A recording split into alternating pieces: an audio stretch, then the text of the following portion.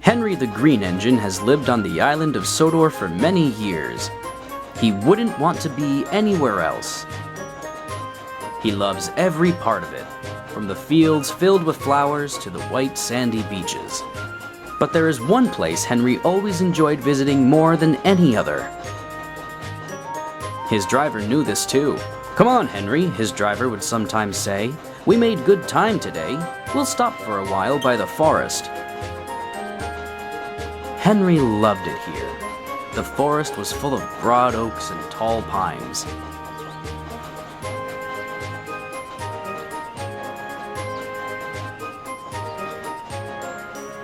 Henry could remember the day long ago when he and Toby brought some new trees to be planted, and Terence and Trevor helped haul them into place.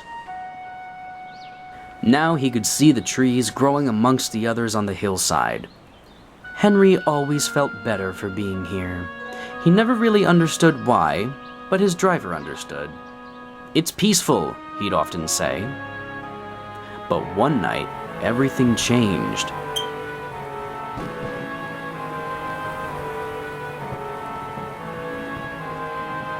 The engines were resting in the shed.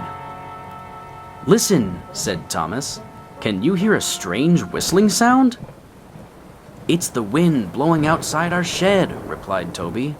"But I've never heard it like this before." "Do you know," added James, "if Gordon weren't here right now, I'd say it was him thundering by with the express." All the engines laughed, except for Henry. "I hope the wind won't harm the forest." By morning, the fierce winds had gone, but the damage was done. Henry's driver came to see him in the yard. "Trees have fallen onto the line," he said. "We must help clear the tracks."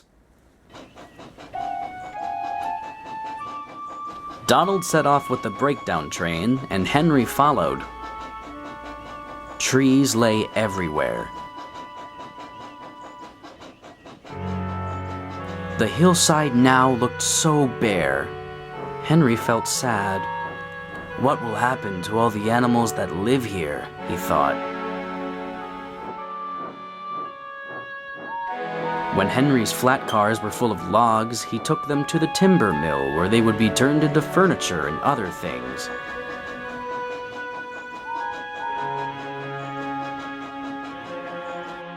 Henry was glad to see the wood being put to good use, but he was still sad to lose part of his forest. "Oh dear," sighed Toby to Thomas. "I wish there was something we could do to make things better again." "Yes, indeed," replied Thomas. "But what? You can't mend broken trees." "Hello, Toby," said Sir Topham Hatt. "You do look glum."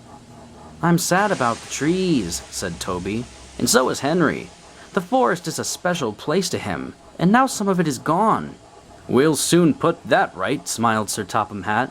"I have an important job for you, Toby. I would like you to take some freight cars to the forest." When the freight cars arrived, Toby was delighted. They were all full of splendid young trees ready for planting. "This is the best job I've ever had," said Toby happily. When Henry returned, he was most surprised. There were Terence and Trevor happily helping the workmen move the torn stumps and branches. "Look, Henry," called Terence, "we're beginning again. The hillside will look even better than before, you'll see." Now, whenever Henry visits the forest, he can see the new trees standing strong and tall. Sometimes everywhere is very quiet, and at other times Henry can hear leaves rustling or a bird's wing brushing the air. Often he can hear the distant sound of children laughing, and always he's happy here.